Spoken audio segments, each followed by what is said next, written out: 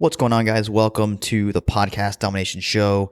I've got a special episode for you that probably should have been released about 6 months ago. However, the content in it is very timeless. On the show, I've got a buddy of mine named Jamie Atkinson. Jamie is a podcast producer. He helps podcasters monetize their shows. He also helps launch a lot of people's podcasts, like myself. Jamie and I spoke, and when we spoke, I have to apologize because my mic was not on. So a very dumb move on me, but so the audio on my end is not good, but Jamie's audio is perfect. So you'll have no problem listening to the stuff he shares. Besides that, you're going to hear a couple things. Number one, you're going to hear Jamie's story, which is a wild story. He's got a very up and down story, how he got started in podcasting and online business. And then also for people who are looking to launch or looking to grow the show, he shares some of the biggest mistakes people make pre-launch, and then also what you should be doing when you're about to launch a show to get reviews, to get traction, to get more attention. So he and I share a lot of similar views on this, and excited to have him on the show. So go share and go actually say hi to Jamie over at the Entrepreneur Junkie podcast as well. So without further ado, enjoy my episode with Jamie Atkinson. Hey guys, Lewis here with a quick shameless plug. If you've been wanting to start a podcast, or you already have a podcast, it's just not performing as well as you want it to, and you'd like my team and I to see if we can help you with our customized podcasting solution, then I want to invite you to go to dominatewithlewis.com. That's dominatewithlewis.com. So on that page, obviously, it's going to be an application-only process. Once you fill out that application, I will personally reach out to you to book a time for us to chat. And on that call, a few things are going to happen. So number one, I'm going to actually give you some advice that's going to help you get past whatever you're doing. So no matter what, if you decide to move forward or if you're just there to get some advice, I'm going to help you either way. And then number two, I'm going to share with you if I can actually help you, or I will refer you out to someone who I know can definitely help you. So if that sounds good and you want to chat, then go to dominatewithlewis.com. That's DOMINATE, dominate, with WITH, Luis, LUIS.com. Thanks. Hope to talk soon. Dude, it's been a freaking while. I know you've been traveling the world. You are you're professionally homeless. Traveler too. And the last time we spoke, for some reason, only got 6 minutes of the damn recording. So here we are again in the fall, but I guess it's still technically summer, but it feels like fall. But I guess for those who, you never heard that interview because it never got out. So I'm super pumped today to bring up to you guys a podcaster who's done some fun stuff. He's done some interesting stuff. He's kind of shaken up the podcasting space from what I've seen. So today I've got Jamie Atkinson with us today, and he's known for something really interesting. He's known for helping people launch podcasts profitably in the first 60 days. He's also the host of the Entrepreneur Junkie Movement and the Facebook group Podcasting 101. So, Jamie, dude, what's going on? Dude, I'm glad to be back on. I'm super sad that the last one didn't go out, but hey, it gives us another opportunity to chat again. So I'm super happy with that as well, you know? Yes, exactly. And I know you are in Boise, Idaho right now, which is a pretty cool area. And you're there for the Offer Lab. Is that correct? Yeah. It's interesting because, usually I'm in all these like exotic places from to Bali to Korea and hey, where are you right now, Jamie? Well, I'm in Boise, Idaho. It's not exactly the most exciting place in the world, but actually for us in the ClickFunnels community, we love it here, right? Because it's like the hometown of ClickFunnels. There's a bunch of entrepreneurs who are hanging out here. And so I'm hanging out for the OfferMind event that Steve's throwing in the next couple of days, Steve Larson. And I'm excited. It's going to be a blast. Nice. Yeah, it's funny. It's kind of like, that's like the motherland for ClickFunnels people. They're just everywhere, like coming out of the woodworks, like all of these entrepreneurs, like you see in the cafes, they're all about I wonder how much money you're making, it's kind of funny. Yeah, that's funny. It's known as the epicenter now of ClickFunnels stuff. But dude, today I want to definitely dive into how you grew your podcast. I know you've done really well with your new show, and I'm always interested when I see people come on the platform and crush it, to see what they're doing differently. Because there's so many people who just either don't know or they just don't really do it well. So last time we talked, you shared some really interesting stuff on how you grew your show, the Entrepreneur Junkie Movement, which is an awesome show. you bring a hell of a lot of energy to it. And I think it's something that people can listen to, take notes on, and they can actually implement some of the strategies that you're using to grow that show right away. So I guess if you could take us back to initially before, I know you said you launched in February. Why did you launch that podcast? And just give us the backstory on that. Yeah, of course. Well, first of all, I just want to say thank you because it's really nice to hear that you enjoy the show. That means a lot. And it's kind of funny because right back in February, some pretty seismic changes were happening in my life. Like, for just to give you guys some context, I'd been traveling up to that point for about a year and a half. I ended up leaving my job because, my sister got really ill and they didn't really look after me. They were just like, well, if you need to take some time or whatever, then you're not going to be a manager anymore. We're going to screw you over. So I was really unhappy and decided to leave just because I was like, I always wanted to run my own business, but didn't really have any drive to do it. I was like working in a job. So for about a year leading up to February, I'd been traveling around. I'd been, all over the world. And at that time, I initially started out with a blog and then I was trying to figure out all of these steps. But I had a really hard time getting a lot of momentum in my business. I would start a business and I would have a little bit of success and then it kind of fell flat on my face and it didn't work out that well afterwards. And it kind of sucked because, in that first year, I think I tried 7 or 8 different businesses and either I left it or it didn't work and just things weren't looking good. So around about December, January time, right at the start of this year, we were in Thailand and we were pretty broke. Like we had down to about $3,000 in the bank account. I didn't have any paying clients at that time. And I had that hard decision, and I talked to my girlfriend about it. I was like, look, something has got to give. And one thing that a lot of people don't talk about as entrepreneurs who travel and digital nomads is they don't really talk about how lonely it is. It's really quite difficult when you travel because not only are you moving around a lot of places and you don't have your home people who you're staying with, but it's lonely enough as an entrepreneur anyway, right? Like you don't have a workplace to go to. So I was really feeling burnt out. I was feeling really tough in my heart. I was like, man, I need people around me to support me because I feel like that's the missing piece that's stopping me from really progressing and growing. So we made that hard decision. We said, okay, we're going to fly, the 30 hours it is from Thailand to go to America. And we were going to go to the Funnel Hacking Live event. And what I decided was I need to be surrounded by these people that are going to lift me up. And, we went to the event. It cost us probably $2,500. I think when I got to Funnel Hacking Live, I think I had about $1,000 left in my bank account. And, we were staying at the hotel. And the first day I was meeting people and they were like, hey, what do you do? And I was like, yeah, well, I do Facebook ads for these dentists and I have this agency. And I was kind of playing it fake, right? I was saying I was successful or saying I had this agency, but really I didn't have any clients and things weren't going well.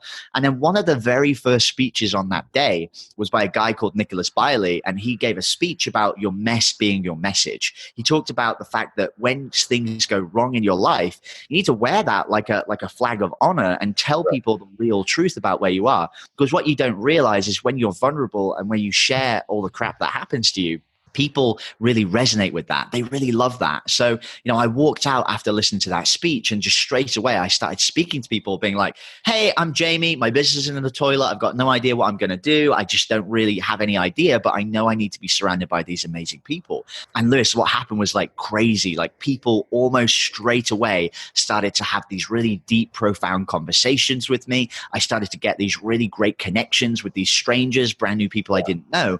And by the end of the week, I had these people that, really truly cared about me and wanted to see me succeed and really resonated with my story. And, at the end of that conference, I made the really hard decision to sign up for, the 2 Comma Club X coaching program, which was $30,000, $2,500 a month. And, like I said, I only had $1,000 in my bank account. So I went into debt with it. Yeah. And when I walked up onto that stage to everybody who bought goes on the stage, as a closing technique, I guess. Yeah. But everybody that I'd been meeting throughout that conference was like, yeah, Jamie, go on, you can do this, like cheering me on. Yeah. And that was really emotional for me because I hadn't had anybody cheering and backing me in my corner apart from my girlfriend.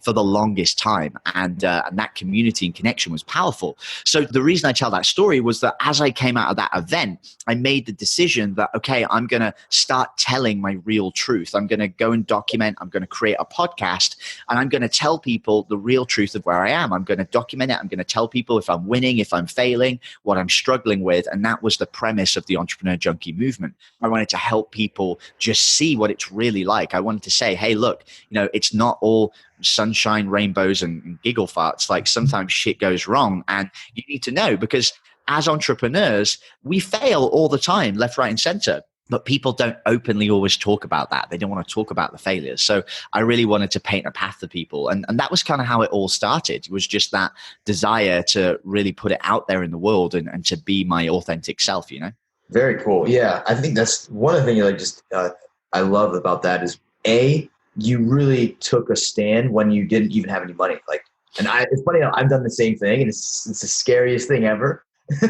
Dude, it terrifies you. I remember days after the conference, I'm shaking. I can't get out of bed. I feel depressed. But then as the time starts to tick down of when it's oh crap, if I don't make money now, I'm going to starve and die. Something happens and this switch flips in your brain, and it's just, you start to work like crazy to get it done, because it's fight or flight. If I don't do this, I'm going to die, and I'm not going to die. You know what I mean? Yeah, your back's against the wall. So I can totally hear you on that, dude. That's one thing I give you a lot of credit for. And that kind of kicked off into getting the podcast started and getting yourself back up. And now I know you help a lot of people with podcasts as well. And I remember back when you started in February, it was you did a really good job. I commend you this. You did a really good job on promoting yourself on podcasts and just sharing the journey with people. When you launched, I think a lot of people get tripped up in this name. I see you today still doing a lot of stuff where you're just saying, hey, we got top 200 in the UK for, Entrepreneur Junkies. Little things like that, just to insert yourself back into the conversation. And I know it's definitely probably helping you bring in more leads, bring in more clients, getting more attention for yourself, building your own online brand. So I'd love to just hear, how did you learn that? Because I think you're a pretty scrappy guy, a pretty scrappy entrepreneur when it comes to marketing and sales and understanding that stuff. So I'd definitely love to hear the backstory on that and, how you learned some of those things. Yeah, it's interesting because I was talking with a buddy of mine last night, Austin Dixon, and we were hanging out and we were talking about the fact that I was telling him stories about what I used to do as a salesman. And when I was a manager in a furniture company, and we were going through this story, and I was telling a story about when we used to go into customers' houses, we were trained about how to not get your chimp out, which sounds super weird. But the idea was when you go into a hostile environment, people get upset. And if you come back at them with that aggression, acting like a gorilla, you get your chimp out, they're going to get their chimp out too. And you guys are going to go head to head and battle it out with each other. So, what you have to do is take that away, kind of show your back, be meek with them, let them get all of that out. And then at the end of it, you can say, okay, well, I understand that. I understand this, this, and this. Let me help you out and figure out, okay, well, what can we do to help you through it? And I was telling this story to him, and he's like, it's so funny because in that sales role and in that manager's job, you were being trained the reality of how people are. People are people are people. That's how it is, right? And, all of the marketing principles that we now know, I was being taught way back then, and we weren't calling it marketing. We were calling it managers training, but it kind of happens all the way through. So to answer your question, when it came to launching the podcast and doing that kind of launch campaign, where I learned it was, I guess I didn't really learn it from anyone in particular. I just knew that I was watching people and I was seeing what people were doing. And a lot of the time it was just about exposure, about getting your stuff out there. So I was like, okay, well, if I can document this process, if I can say, hey, I just made my podcast intro, you guys can check it out here. Hey, I just had my podcast cover artwork done. You guys can check it out. What do you think? Hey, guys, and just managed to figure out my name for my podcast. It's going to be called the Entrepreneur Junkie Movement. What I was doing was just creating this kind of pressure and anticipation for this launch that we wanted to do. And what happened was people got, excited about it. It's like building up to this big event. And the way I think of it is just the same way as a movie trailer. If you think about the Avengers and Endgame, Like, when was the first time you really heard about it? Was it when the trailer came out, like a week before it launched? Was it when the teaser trailer was like 3 months before? Was it when they announced the name of it? They did the name drop of Endgame. Was it when they released Infinity War that you heard about it? Or was it really 8 years ago where you watched the first Iron Man movie and they teased Thanos as the baddie at the end of the movie, right? Like, they are just teasing stuff out all of the time. And it's all just marketing, right? It's really, really clever marketing. So whenever I try and do anything for myself, whether I'm trying to launch a product or I'm trying to do something in the future, I always try and think, well, what would Marvel do? Like, how would they tease it out? Well, they would probably do a teaser. They would get people excited. They would open loops, and then they don't close the loops until much further down the line, so that people are thinking, crap, like, what's he got coming? Like, what's the big thing that's going to happen? So I feel like a lot of it was influenced from all of these outside forces. But, I would really encourage anybody that's launching a podcast to just make a lot of noise, like get people talking about it, have conversations with people. One of the biggest mistakes I see people make, and we've helped a lot of people launch shows now, and a lot of them have been really successful, which is super cool. It's really fun actually to be able to work with entrepreneurs and work with people. Instead of like working with dentists who hate being on the phone with me, I'm like working with entrepreneurs who really want to talk. What's really cool about this is that I see a lot of people, they forget the personal touch, right? They have somebody that comments on their post about the graphic they just put up for the podcast.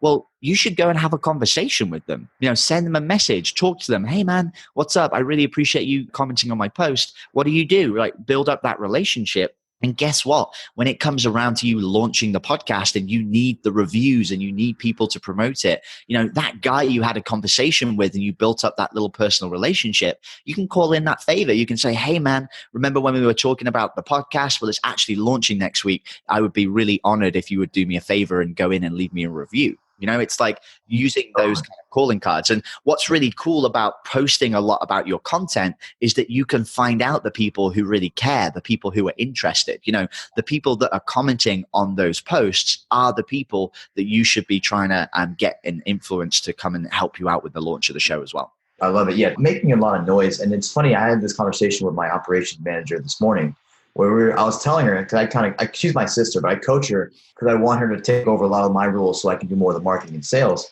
And I was like, one of the things I've been studying is if you look at like Gimlet Media, and you look at these bigger publishing companies that are specifically doing it for advertising dollars, they know how to publish and produce a show. If you look at the way they create the hook, they create the angle, they position the show, the way the artwork looks, how they market, when they market, the time to market, like compared to like when they drop the trailer to when they actually launch the show, there's a lot of lag time there.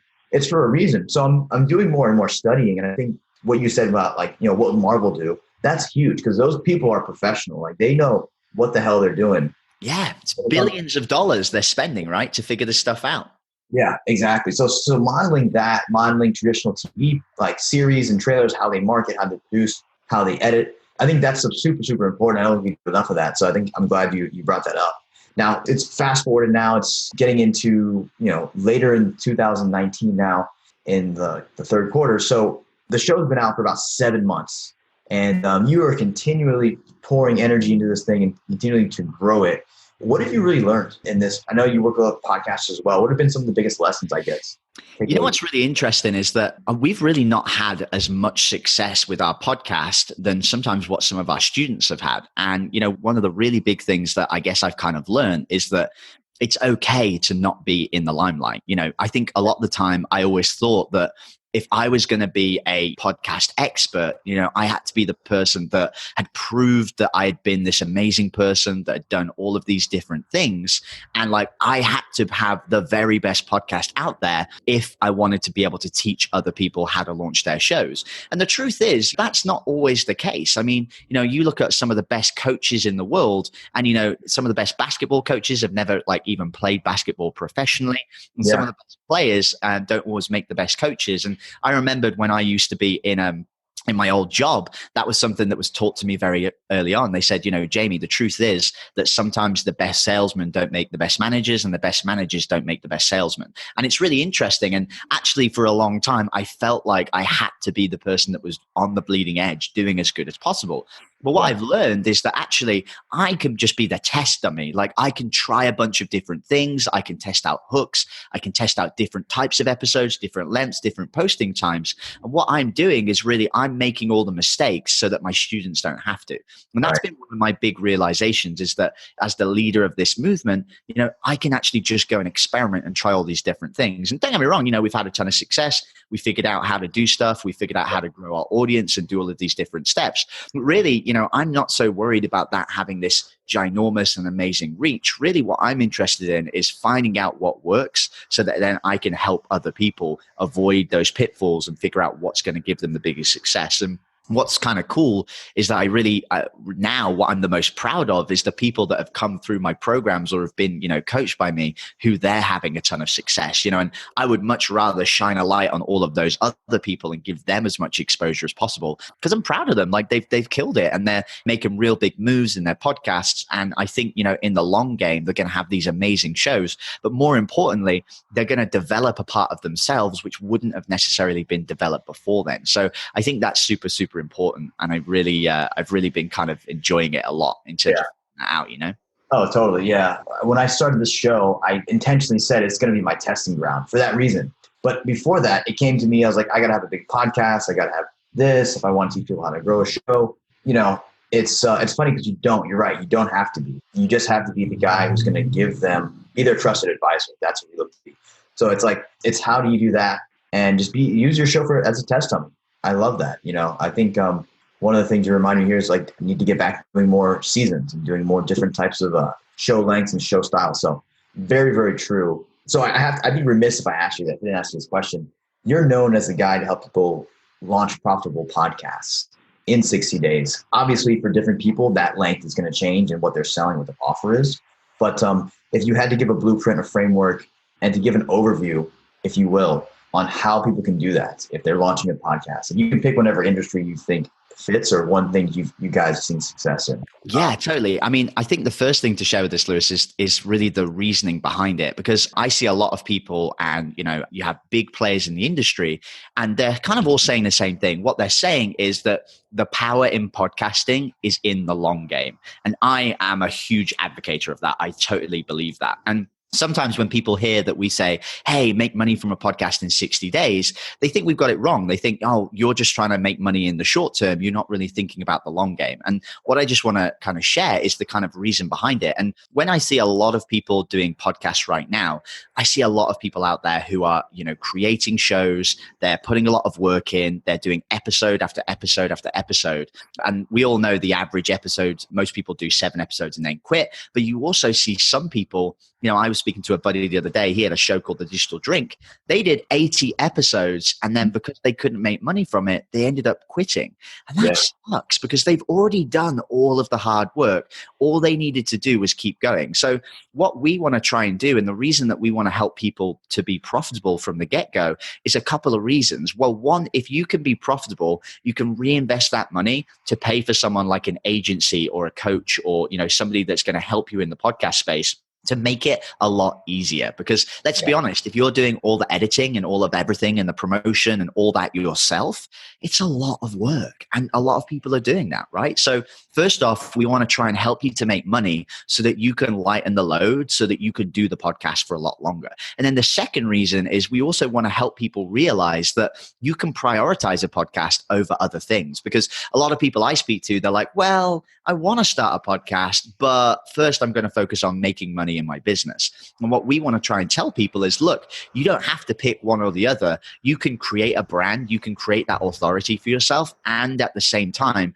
use it as a tool to actually get customers into your business. So, that's the kind of methodology behind it, because what we want to do is we want to help people to make money from their show so that they can create a show that's going to last them for a year or 2 years or 3 years, so that they can keep going where other people stop and quit. And really, the way that we do that and the framework of how it's successful is one of 2 ways. So the way that you can monetize a podcast is you can either monetize the audience or you can monetize your guests. And the truth is, when you start a brand new show, you usually don't have enough traffic, enough people listening to your episodes to be able to effectively monetize your audience. And also, if it's a brand new show, you want to build up trust, you want to build up that audience, you want to really make sure that they know, like, and trust you. And you don't want to try and sell to them straight away. It's like a bad play. You want to be able to get them coming back time and time again. So what we help people do is say, okay, well, let's first of all create your podcast around your business. So we're not going to, just go and create a show because that's what we're interested in. We're going to say, who do we really want to attract to our business? Right. Who are our dream customers? And when we create the show that way, it allows us to say, okay, well, the guests we want, the people that are listening, we all want them to be our dream customer, but just maybe on a different scale, right? It's like maybe your guest is at a 5 on the 0 to 10 scale. They've had some success and they're doing well, but maybe your listener is more on the 1 to 2 level. They're kind of just getting started. So what we do is we help them position the show in the right way, make sure they're attracting their target audience. And then, if you're a B2B business and you're selling to other businesses, it's actually really easy to just get people on your show who you could sell to. You could interview me, and if I'm a business that needs to have a podcast and something like that, you could interview me about my business. And then on the end, it's like, hey, well, we actually help people create podcasts. Do you need that? And they'd be like, well, it's kind of a cool idea. And then it leads to that kind of sales conversation, right? So that's what you can do as a B2B business. But even if you're like a B2C, so let's say you sell like a fitness product and you sell to your average consumer, because let's be honest, if you were going to interview Kathy from up the road about, fitness and stuff like that, when she's a stay-at-home mom, she's going to be like, why would you want to interview me? That'd be super weird. Yeah. So what you can still do is, even if you don't have a B2B business and you have a B2C business to customer, well, what you can do is you can still interview key players who have your audience. So somebody who, has a big email list of your perfect target customers, you can interview them, you can build up that relationship with a view to doing like a JV deal down the road. So what we really teach people is it's really about relationships. How can you make sure that you're creating this show to attract the right people to your business? But then at the same time, how can you put yourself in a position where you can actually generate leads for your business at the same time? Yeah, totally. Yeah, that's the cool thing about podcasting. It's like, I think it's Jessica Rose who said it. It's like compound interest. Like the more you do it, it builds on itself, and more people will come into the funnel, whether it's your guest 6 months from now or 2 months from now. Hey, like remember we talked about starting a podcast? Well, hey, I want to have that conversation now. And I'm sure, Jamie, you've had that happen with people, like maybe not for that fit for them at the moment, but then 3 months, 4 months, 6 months down the road, they come back and they say, oh yeah, let's have that conversation now. So that's an awesome thing. You can definitely monetize your guests and also your following if you have something of value to give them. So very, very cool, dude. For you, with your show, is there a monetization piece in it, or is it just more like a testing ground like you were saying before? Yeah, really for our show, we speak to a lot of different entrepreneurs. So our show is kind of about mass movement creation, and we talk to a lot of entrepreneurs about the movements that they're creating. And sometimes it's a natural segue to, I'll be speaking to somebody who doesn't have a podcast, who has an amazing business, and then we'll open up the conversation and it will be, hey, well, I actually help people with podcasts. Is that something you're into? And a lot of the time it will go from there. So we've had a lot of customers who have been people that we've interviewed who we've then helped to create podcasts, which is kind of cool as well. But also for me, that's not my primary focus, which is interesting, because if I was in it for the money, that would probably be what I should do. Every single person that I interview should be really intentional. Yeah. It should be someone who I'm actively trying to get into their business. But, for me, man, like I just love speaking to a lot of these different entrepreneurs, and I use it as much of a learning tool as anything else. And, we could go really heavy into that and probably make a lot more money. But for me, I'm really using it as like, who am I interested to speak to? What can I learn? What can I implement for, my students? And again, it's really just that kind of testing ground. So we haven't been really intentional with trying to sign somebody up through our podcast guests for a while, and that's just been the way it's been. But maybe we should focus on it, take a pill of my own medicine, Yeah. It's funny because like the conversation, like, like it'll just kind of happen. And you can lead that conversation. And if it's a fit, great. If it's not, that's fine too. So it's always an interesting thing. And it's always a much more natural conversation when you have that conversation on a podcast, as opposed to like a sales call that's like a cold call or something of that sort. Yeah. And it's, I used to do cold calling, and we had a cold call team. And the truth is, from a statistical point of view, 3% will probably respond to a cold email, 5% are going to respond to a cold call. But podcasts, 70 to 80% of people are going to say yes to being on an interview. And, if the majority of the people that you interview, you can build that relationship and really just say, hey, look, we have a service that would be of benefit to you. It's a synergistic kind of thing. It's not going to impede on what you're doing. It's really going to help you. Then it's a really good opportunity there to try and build other people up, which is great. And I also think it's why it's really important for you to kind of carve out your area within your niche. Because, when I first came into the podcast game, I could have tried to do, what you and Dexy and other people have done. And I could have become a podcast agency offering the same product and the same service. But I think what's smart for a lot of people to do is really to try and carve out an area of your own thing that's like, hey, I'm doing this a little bit differently. And then it's actually complementary because, if somebody needs to have somebody to help them in an agency, well, I don't do that, but I can point you to people that do. And then at the same time, it's like, well, actually, if you want to learn on a much deeper level about how to make money from it and to do it that way than the way that Jamie teaches, then it's kind of complementary. And that's what I've been kind of learning is that to come into an industry, you have a much better chance of success if you can be complementary so that even your competitors aren't really your competitors. You can all grow together. And I also think from like a life perspective, I much prefer that, I don't want to have like hard conversations with people who are trying to sell to the same customers and have to like talk shit about somebody else. Like I'd much rather like respect people in their businesses, know that they do really great work. Cause I've spoken to people in your team, Lewis. I know that you do a fantastic job in your business. So I don't have to talk smack about you. I can say, he's a great dude. Like you should go and work with him because we do separate things just within that industry. And like, I'm a big fan of that. I think that's really, really important. And anytime I see anybody going into any industry, that's always the advice I try and give them. Like find out how you can be complementary as opposed to competitive. And it makes a big, big difference. Oh yeah. Yeah, totally. It's so funny because it can get very territorial in any realm. But I've just thought of it like, look, if you just don't do bad by anyone, just do good by everybody, like those sleepless nights. So that's kind of the approach I've really taken to this. So, just don't.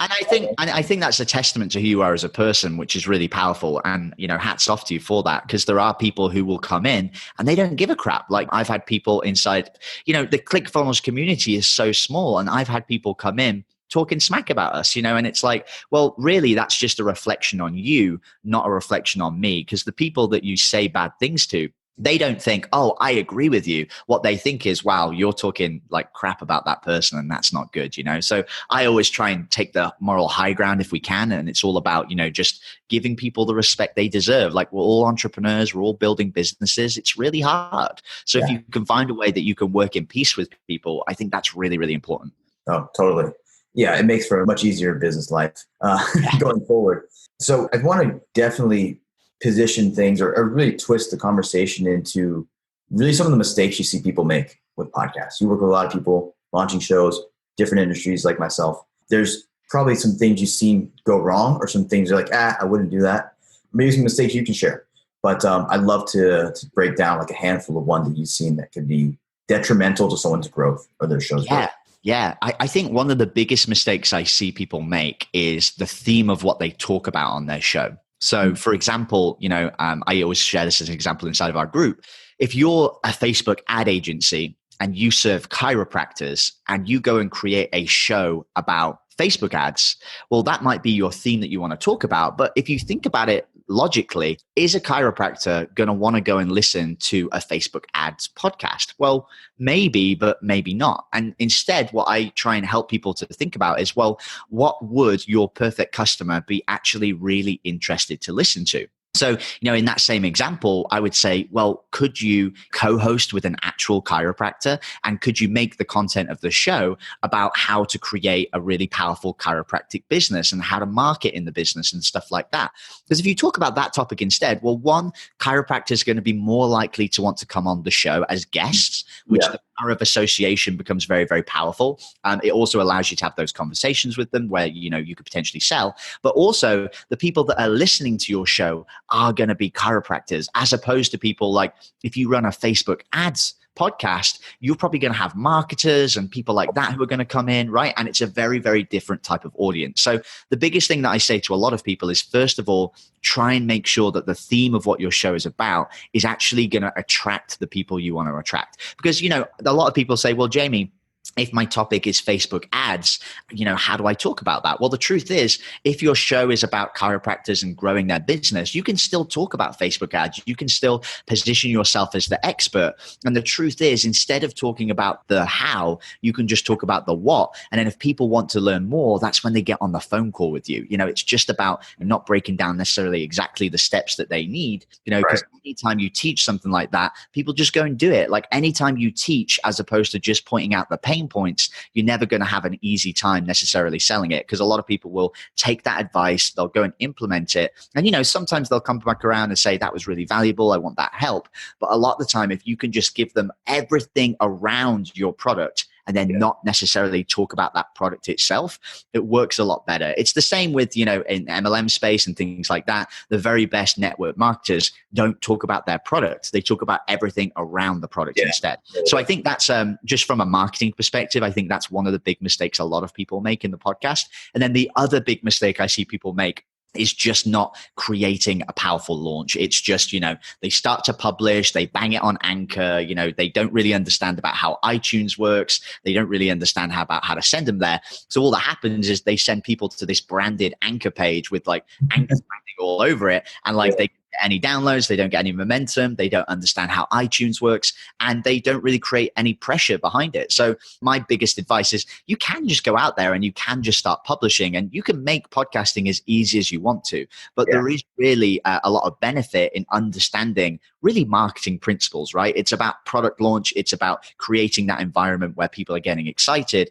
and, you know, releasing that pressure and getting things in as much of a row as you can, so that you get that authority and people start to pay attention. Because I look at a lot of people like Cam Martinez. He just launched the 6-Figure Blueprint. That's an amazing podcast. I think it's called that, 6-Figure something. Could be that. 6-Figure Roadmap, I think it's called. I look at the way that he launched his show, and he did a great job. Like, he got a couple of really big names in his first launch, and then, you know, he used that authority to get other people, and his podcast has been doing fantastic since then. And it's because he understood marketing principles. He created this impressive launch. He made sure that his cover artwork and stuff like that was very high quality, and then he scaled it from there. So, you know, hats off to the dude, because I don't think he went through any podcast programs or got any help. I think he did that all by himself. So that was a really great example of somebody that took the principles of, you know, just creating that powerful launch and then leveraging it to have a lot of success. So those are probably some of the big mistakes I see.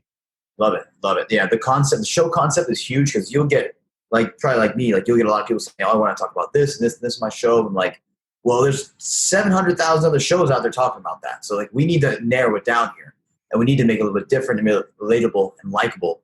One of the things I think you touched on this in that when you're saying is treating it like a product launch, like how they would launch a product, how you would launch a podcast, you know, with all the things you would put into, because essentially it is a product. It is an asset that you can actually convert people to make sales, but it's a free product, right? So I think positioning that in your mind, for me, has helped me a lot. And I forget who I learned that from. I want to say Russell Brunson, but I could be wrong. The way he launches products is obviously amazing. I've got his book right here, but that's super, super powerful. And what was the guy's name again, for people who want to check out how he launched his show? Cam Martinez, that's it. Yeah, and I think it's called the 6-Figure Roadmap. But he did a great job, you know, really, really good job with launching it. And I think you're right, Lewis, because, you know, a lot of people think, oh, it's different to a product, but everything from how you promote it, the emails you send, getting affiliates on board to promote it, you know, all that stuff is exactly the same with a podcast as it is with a product launch. You're totally using paid traffic, using anything. So it can all be applied there. Very, very, very cool, dude. Well, I want to ask you this question. I'll open this up for you. Is there anything you want to add that we didn't cover today that you think would be super valuable for someone launching a podcast before we let them know where you can find you at? Yeah, I think probably the most important thing, and the thing that I always tackle first with people, is just getting very clear about what the intention is for the podcast. So, we inside of our program, we teach podcast identity pillars, which is just being able to, first of all, clearly outline who is the audience that you want to attract. Who are the customers that you want in? The next thing we focus on is like the result that you want to give people. Like, where are you going to take them? Like, what are they going to gain from listening to your podcast over a long period of time? We also focus on like the content itself, like what you talk about. Like we just said, super important to make sure you're positioning it so that what you're actually talking about is attractive to people who want to come and listen. And then the final thing is just making sure that you're unique. And a lot of people, when we say unique, they think they have to come up with this kind of crazy new idea. But honestly, like you can take a principle of another show in another industry. And, if they have this unique way that they ask questions and you really like that, well, for your audience and for a different industry, you can still use those same elements and it's still going to be unique. So that's the final thing that I would say is, nailing those 4 things gives you a lot of clarity when you're creating everything for your show. And like every time you create a piece of content, you want to be thinking about who am I speaking to? Like, what's the result that people should be gaining from listening to all of these episodes? Like, what are we really talking about? What does the conversation always come back to? And I think if you can get that very, very clear, and it usually takes a couple of days of like rewriting it, refiguring it out. But once you've got that nailed, it gives you a lot of clarity in what you want to then achieve in the podcast in the future. I love it. People are going to have to rewind that for about 30 seconds, double tap that rewind button, 30 seconds. It's like twice. And listen to that again and take notes because those 4 keys are huge. If you can get those, write them down on a piece of paper, take time to go through them, it's going to make your show stand out because there's a lot more thought and detail behind it. So, Jamie, dude, freaking amazing. Where can people find out where they can learn more about the course and more about what you're doing? Yeah. So, I mean, if people want to find out more about the program, the program we sell is called the Podcast Profit Lab. And we take people through the steps of everything there from launching to monetizing. And the best way to find that is actually to go to our free Facebook group. So if you guys go to joinpodcasting101.com, or if you just want to search for Podcasting 101 inside the Facebook search bar, you can find us there. And yeah, if you like the conversation, you want to check out the podcast, our podcast is the Entrepreneur Junkie Movement. So Entrepreneur Junkie Movement in the iTunes search bar. Cool. Very cool. Jamie, dude, I appreciate your time, brother, and enjoy your time in Boise, and we'll chat soon. Yeah, dude. Thanks so much for being on. I really appreciate it. Anytime. Take care. Hey, and don't forget, I have a number of free bonuses for you. Yes, these are free templates, guides, and stuff that I've actually included in my recent book, How to Get Your First 100,000 Downloads in 100 Days. But you don't even have to buy the book. I'm just going to give this to you for free. All you have to do is go to LuisRyan, LuisRyan.com/book. There is a simple form where you fill out your name and your email, and you get a ton of free stuff, all the templates and guides that I included in the book, but you don't have to buy the book. So you're saving yourself a chunk of money that literally will take you probably less than 2 minutes to accomplish or perform. So enjoy that. That's my gift to you. Use it. Don't just let it fall by the wayside, and I'll see you on the next episode.